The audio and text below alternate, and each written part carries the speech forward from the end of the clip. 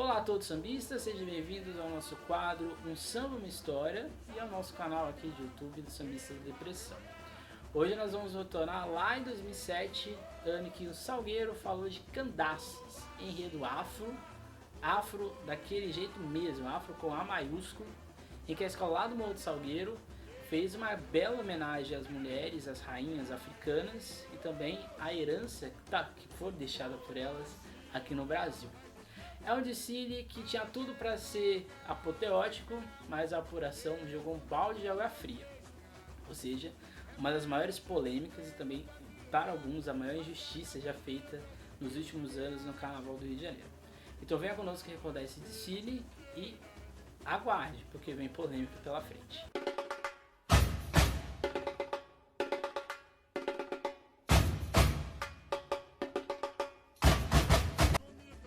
Ficha técnica da escola: enredo, Candaces, presidente, Luiz Augusto Lage Duran, UFU, carnavalescos, Renato Lage e Márcia Lávia, intérprete, Quinho, mestre de bateria, Marcão, mestre sala e porta-bandeira, Gleice Simpatia e Ronaldinho.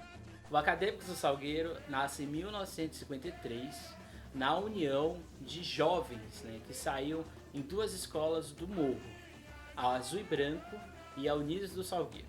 É dessa junção, dessa expertise, se podemos dizer, que vai surgir a escola de hoje, que existe hoje, que é o Acadêmicos do Salgueiro. Essa junção aconteceu exatamente porque essas duas agremiações elas nem venciam e elas nem chegavam perto de vencer nos desfiles da época, com as grandes agremiações cariocas, o que faz exatamente surgir essa possibilidade de uma nova agremiação. O Salgueiro ele vai fazendo história, ou vai tentando quebrar paradigmas ao longo do tempo, mas é em 59 que ele faz uma mini revolução, ou o início de uma revolução, que é quando o casal Neri, no desfile sobre Debré, vai, vamos dizer assim, colocar de vez a posição, ou iniciar de vez a posição do carnavalesco dentro dos desfiles. Mas é em 1960 que isso vai ganhar uma outra visualidade, porque o Salgueiro vai iniciar uma década, vamos dizer assim, de valorização do negro dentro dos seus desfiles. O primeiro deles é exatamente em 1960, no enredo sobre Zumbi dos Palmares, em que se realiza não só uma inserção de um personagem negro dentro de um contexto de oficialização, que era totalmente naquele discurso patriótico da história do Brasil oficializada. O Salgueiro vai inserir o enredo sobre Zumbi dos Palmares, mas principalmente na revolução estética também. O Salgueiro ainda continua nessa década a abordar seus enredos sobre a temática negra. A gente pode citar aqui Chica da Silva, a gente pode citar aqui Aleijadinho, a gente pode citar aqui também um enredo mais para frente que vai ser sobre a Bahia, a gente vai ter um enredo sobre a criação do mundo na visão iorubá. Então, ou seja, o Salgueiro está cheio dessa temática negra ao longo dos seus desfiles. Então é uma sedimentação dentro da escola e, acima de tudo, é um ponto de refúgio. É como se esse tipo de temática fosse um acalanto para os salgueirenses dentro dos seus desfiles. E assim a gente chega exatamente em Candaces, no ano de 2007. Em 2006, a escola fez um desfile desastroso sobre os microcosmos, sobre uma ciência minúscula, se podemos dizer, das pequenas coisas. E aquele desfile foi a pior colocação do Salgueiro na época de desfiles, mas principalmente depois dessa oficialização de 2 dias, com 12 escolas. Foi uma 11ª colocação, a escola não perigou de ser rebaixada, mas ficou ali perto de ser. Então assim o Salgueiro de 2007 voltava para o seu ponto de refúgio, que era exatamente o desfile de temática negra, um desfile de temática africana. E é um afro, vamos dizer assim, afro mesmo, já que Candaces narra, ou tem o objetivo de narrar a história das mulheres negras, não só em África, como no Brasil. Então assim, nós vamos ouvir o samba composto por Dudu Botelho, Marcelo Mota, Zé Paulo e Luiz Peão, que é um marco aí não só da história do Salgueiro, mas também do carnaval brasileiro.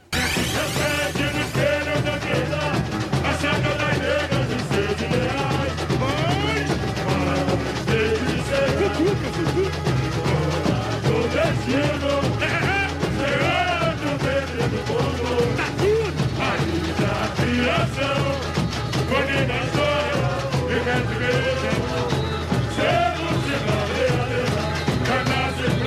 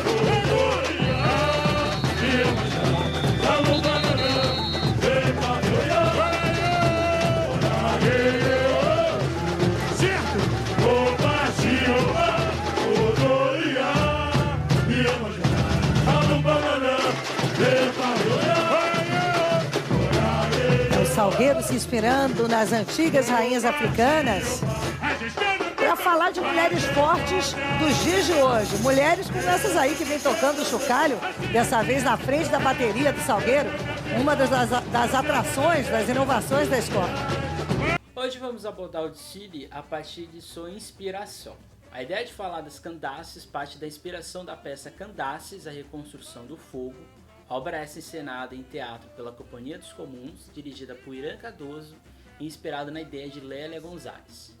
Como diz o encarte da peça, a peça destacou a riqueza, os percalços e os avanços que têm marcado a trajetória das mulheres negras e as contribuições políticas, culturais e sociais até a época atual, ou seja, uma história que conta da saga das rainhas do Império de Meroe até sua posição ligada com a força da mulher no Brasil. Vale lembrar que boa parte destes reinos tinha administradoras mulheres, como o caso do Império Kush e Meroe, onde não existia diferenças entre gênero na dinastia das Candaces. Candace é a denominação da matrinalidade das rainhas negras que governavam a região. Tais mulheres governavam, administravam politicamente, socialmente e religiosamente o seu povo, apagando qualquer possibilidade de protagonismo masculino. Porém, a visão da mulher soberana era comum dentro do continente, como Aminatuna, rainha de Zazal, na atual Nigéria, que era a rainha e cavaleira, a própria rainha Zinga, que combateu os portugueses contra a escravidão do seu povo na região onde hoje fica Angola. Então, ou seja, a mulher dentro do continente africano, ela está não só nessa região aqui do Egito, do Império Kush, Meroe, mas também ao longo de toda a parte do continente africano, a mulher tem protagonismo e por isso Candaces, por mais que seja um título dado numa específica região, o carnavalesco vai expandir Candace como se fosse um símbolo, uma palavra de luta. A proposta do desfile, segundo Renato Lage, era de apostar em um simbolismo que tais mulheres representam e não exatamente de contar a história de tais mulheres. Por isso mesmo que algumas pessoas acham que o desenvolvimento do enredo seria uma coisa tribal. Nós não vamos explorar o universo afrofeminino desde a antiguidade. Por isso chegamos até Tia Seata e no final fazemos a África de luz e imortalidade, isso em matéria ao jornal O Globo. E citando o nosso padrinho Milton Cunha, cada mulher negra refaz o seu corpo e na sua vida a trajetória das Candaces. E é importante para o carnaval, como a grande vitrine da cultura brasileira, colaborar para o entendimento do Brasil de hoje. Ou seja, Candaces não é só a retomada da autoestima salgueirense, é também uma reverência à mulher negra e a toda a sua potência ancestral. E assim a gente chega no desfile em si. Podemos entender o enredo pelos tons usados pela agremiação, né? Marrom, dourado, vermelho e branco, cores que nos remetem à terra e à memória, o que em tese o desfile quer narrar. E tudo começa na complexa e misteriosa comissão de frente, que representava as asas da imortalidade, com homens da comunidade fazendo alusão ao templo de memória que são as pirâmides, performando em movimentos leves e que em determinados momentos formavam asas. Além disso, o bloco de pedra na hora do julgamento se erguia e revelava um rosto em um trabalho inesquecível, eu diria, de Marcelo Mizarites. Em seguida, em uma roupa soberana, o casal de Mestre Porta-Bandeira, Gleice Simpatia e Ronaldinho fizeram uma bela apresentação rodeado por homens em pernas de pau. Mas é o abre-alas que chamou a atenção pela sua suntuosidade. Uma enorme feiticeira que se articulava rodeadas pelas orixás femininas das Iabás. Além disso, a dramaticidade da iluminação e da cor de terra deu ainda mais um clima de que algo muito especial estava por vir. Como conta a sinopse, conhecedoras dos segredos da vida continham em si a capacidade de manipular os opostos e assim manter o equilíbrio do universo. Em seguida, nós temos o primeiro dos 3 blocos que falam de rainhas africanas e que tiveram destaque dentro do contexto. Porém, antes de abordar as histórias dessas rainhas, temos um momento bastante bonito com a ala das baianas, que estende o conceito apresentado no Abre Alas ao trazerem elas de mães feiticeiras e carregando o bebê nas costas, o que rendeu inclusive o estandarte de ouro naquele ano para a escola. Mas esse setor visava contar a história da rainha de Sabá, onde hoje seria a Etiópia. O setor se inicia após um tripé de uma guerreira, em uma parte do enredo que visava mostrar o luxo, riqueza e poder de uma das mulheres mais poderosas que por aqui viveu o nosso mundo. É um setor que predomina o dourado e o branco, e que termina com uma alegoria em alusão à comitiva que a mesma realizou até Jerusalém, onde pôs seu poder a um dos homens mais ricos da história, o rei Salomão. Saindo de Sabá, somos novamente levados ao Egito. Embora o enredo fale apenas de Nefertiti, a região dos faraós contou com uma grande participação feminina em suas redes de poder. A soberana Nefertiti é lembrada pelo seu protagonismo em um setor que mantém o luxo e a paleta de cores terrosa da agremiação. O último carro, todo em vermelho e dourado, faz alusão ao passado dessa soberana e a sua beleza e poder. E no último bloco nós temos a presença finalmente das Candaces. Em minha opinião, aqui um erro de montagem, por explicar ou demorar muito para mostrar quem são as Candaces no enredo. Nesse setor nós temos a bateria Furiosa, que faz uma bela apresentação ao longo do desfile, dando ainda mais protagonismo ao belo samba da escola, que de fato funcionou na avenida.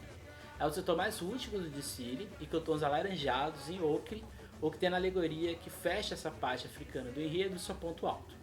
Como os carnavalescos definem, as Candaces eram líderes de movimento de resistência contra o poderio bélico dos invasores e enfrentaram um forte exército aliando técnicas de guerrilha e diplomacia.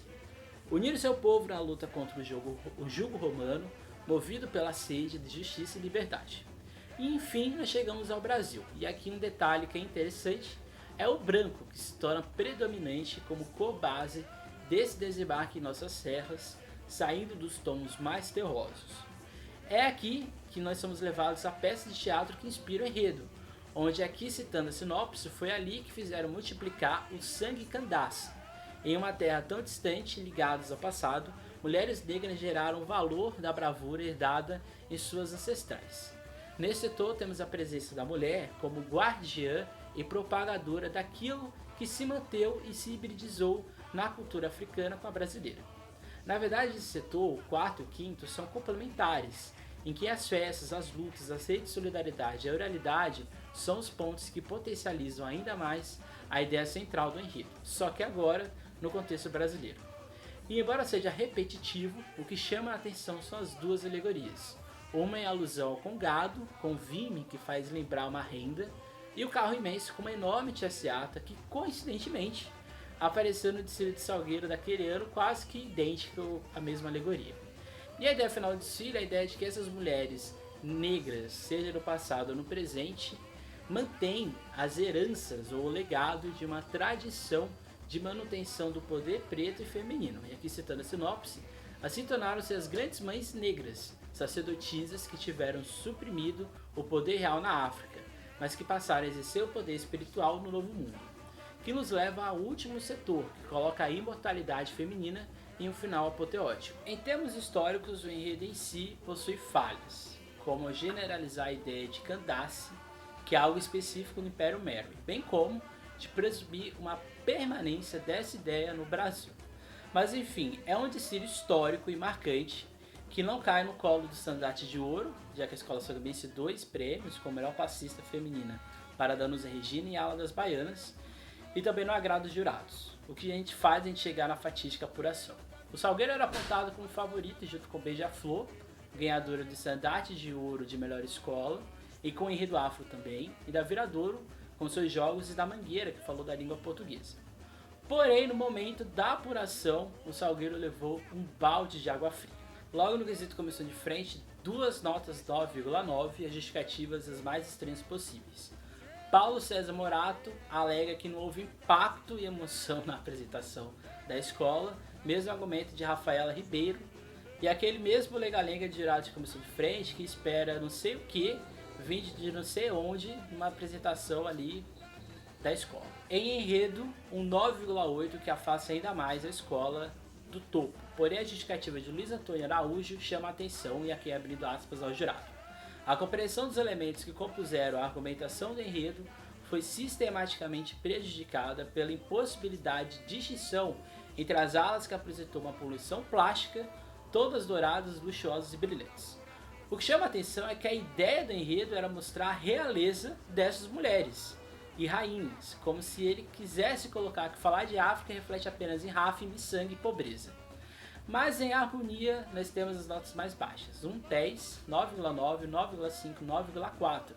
E o maior motivo foi a introdução de um contracanto que, segundo os avaliadores, gerou um efeito confusão de entendimento e entrosamento do canto da escola com o carro de som. O problema foi a rigidez e a simetria das notas, principalmente de Alessandra Levi, 9,5, e José Roberto Brandão, 9,4. E aqui não dizendo que não pode se dar uma nota 9,4 e 9,5, a questão é a simetria.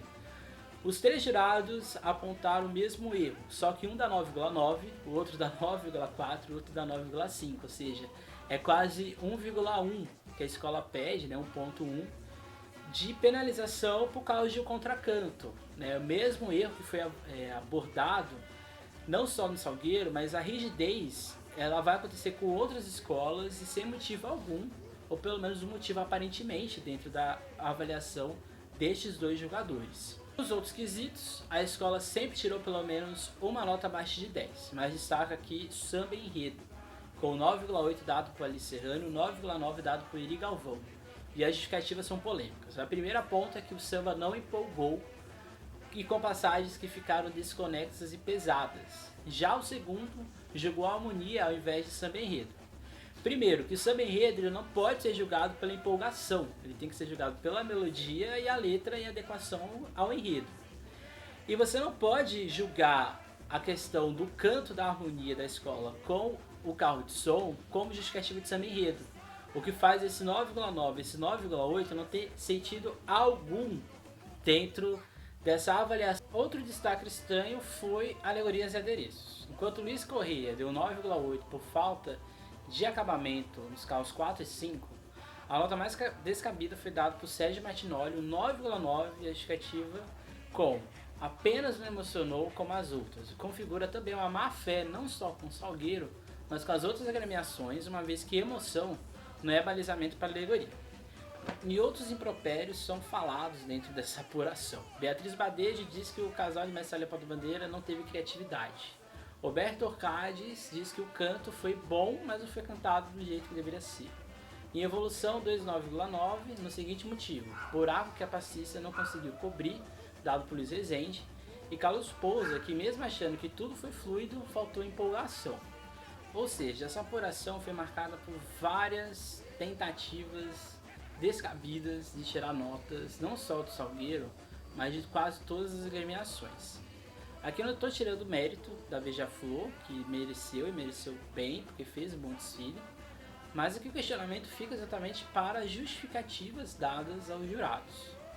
Eu posso dar 9,4, posso dar 9,3, eu posso dar até 8 se eu achar necessário. A questão é que eu tenho que argumentar essa minha nota com uma justificativa plausível. Eu não posso dar uma nota abaixo de 10 porque eu acho que faltou emoção. No caso, nas alegorias, né? Isso, primeiro que emoção não é nem quesito, não é nem balizamento esquisito para nada. Eu não posso julgar Mestre Sala e Porta-Bandeira exigindo criatividade, ou que a Porta-Bandeira fez movimentos leves e pesados ao mesmo tempo. Isso não é justificativa plausível para você tirar nota de nada. Ou então eu não posso tirar nota de samba enredo dentro do balizamento de harmonia. Então, o que dá mais uma sensação de que algo aconteceu e foi estranho no Salgueiro foi exatamente quando se abriu as justificativas das notas dadas pelos jurados da Liesa.